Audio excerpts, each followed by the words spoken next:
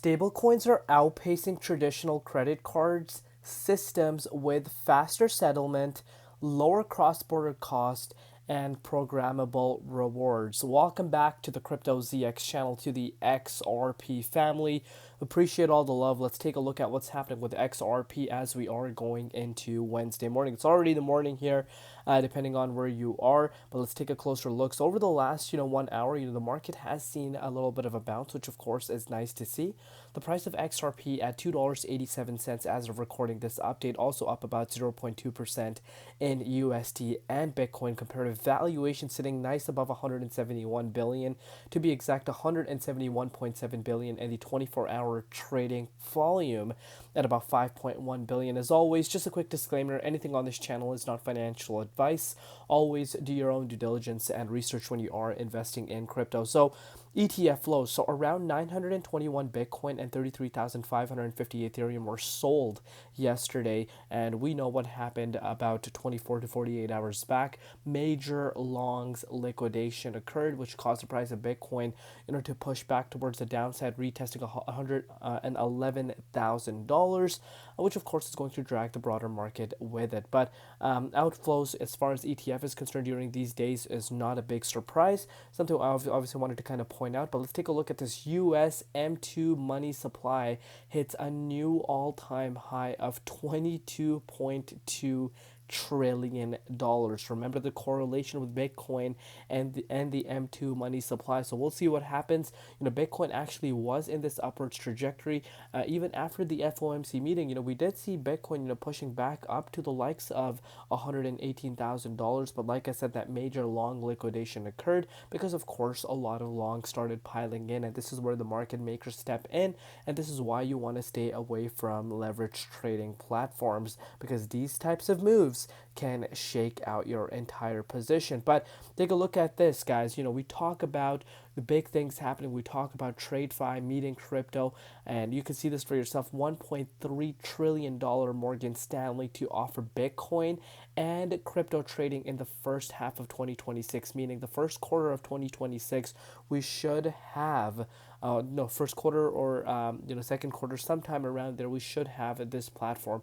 This is massive. You're talking about one of the biggest financial institutions offering crypto services, and this is things we used to dream of a few years back, and in such a short span of time you're starting to see this happening, and this is going to become a norm. Sooner than you think, this is going to become a norm. Again, a very, very interesting thing to keep in mind.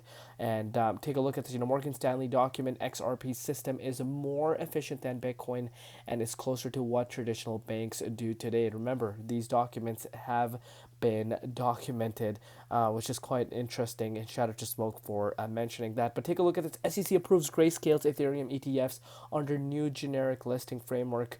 And look what chat says. SEC begins crypto ETF approvals under the generic listing standards. The exciting thing about this is, remember, it kind of makes it more streamlining the process of ETFs listings and the approval process as well. So is this hinting that we're getting closer and closer to other digital assets getting those ETFs, because of course there's a lot of pending ones, XRP having the biggest ETF filings in terms of the next one that hasn't really been approved. So could that really be in play? I wouldn't be shocked if we are getting closer to that. But again, let me know in the comments what your personal thoughts are. But take a look at this. Ripple and the Nigerian financial institution platforms such as Ripple, which has partnered with Nigerian financial institutions, allow for near instant settlements of cross-border payments using blockchain technology. So one thing I love about Ripple is they're expanding worldwide. They're not just focusing within the North America. Of course, now we're starting to see a lot of news coming in from the North American side, especially the US, because of course regulatory clarity is coming in. But Ripple has been building, Ripple has been thriving. They've been going abroad, and they're really taking blockchain to the masses. And of course, that is something we want to always focus on. Yeah, that is something I want you guys to keep in mind. But take a look at this. Some industry leaders here. Brad Gerlinghouse in this picture, Crypto.com CEO in the picture. Obviously, Caroline Pham says CFTC launches tokenized collateral and stablecoins initiative with industry partners. It's an app to modernize markets and make dollar work smarter and go further, unleashing U.S. economic growth by lowering costs. You can see, she tagged Circle, Coinbase, Crypto.com, Tether and Ripple. Very, very interesting, and really shows you how far we have come as far as regulation is concerned. It's such a short span of time for digital assets. Of course, that is due to the Trump administration. Before that, we know how crypto was treated. But take a look at this. Monica Long says last week we announced DBS and Franklin Templeton using RLUSD as a liquid, stable, and compliant exchange mechanism for tokenized assets in lending and trading use cases. This week, Securitize added RLUSD as a new off-ramp for BlackRock and VanEck tokenized funds. There we have it. Big names, connections, all these puzzle pieces coming together. And maybe this would get the likes of BlackRock to start paying attention. I think they're already paying attention to it because, of course, they're not just going to come out and announce a filing because BlackRock is the biggest asset manager in the world.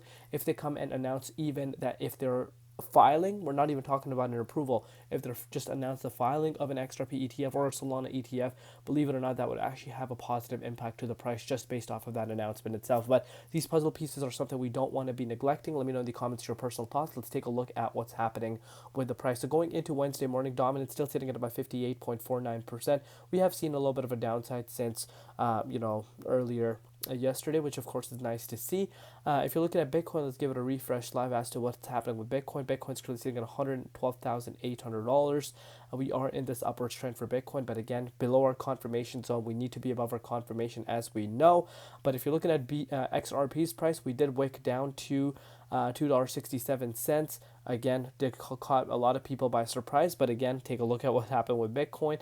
But since then, the price of XRP has gone up about 7%, which is nice to see. Yes, we're not where we want to be. Of course, we want to be above $3, but we are trying to push back up to that key range. So I like where XRP is holding, believe it or not, based off of the market condition, and we're only about 4.7% away for us to reclaim back about $3 key range. So far so good. Like what I'm seeing here. Let me know in the comments down below what you guys think with what I shared. Thank you for your support. We'll see you later in Crypto ZX, and peace out.